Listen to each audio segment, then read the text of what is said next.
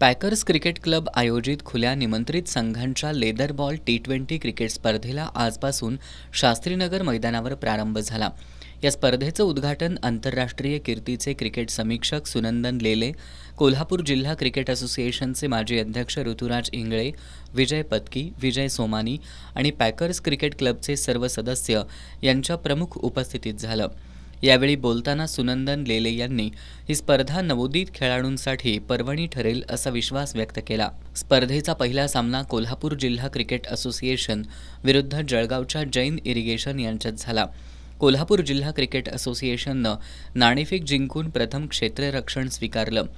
Jain irrigation संघानं प्रथम फलंदाजी करताना 20 षटकात 5 बाद 176 धावा केल्या.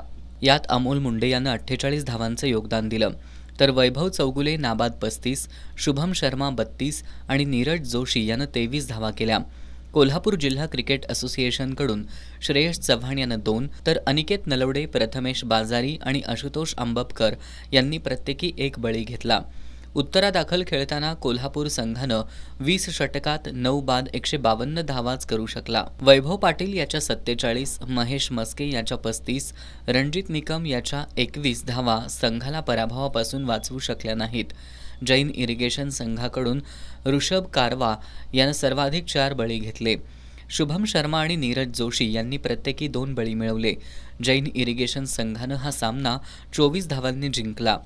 अमोल मुंडे याला सामनावीर म्हणून घोषित करण्यात आलं. त्यांना डॉक्टर अभिजित कोराणे यांच्याकडून तर गेम चेंजर म्हणून वैभव चौगुले याला पुरस्कार प्राप्त झाला.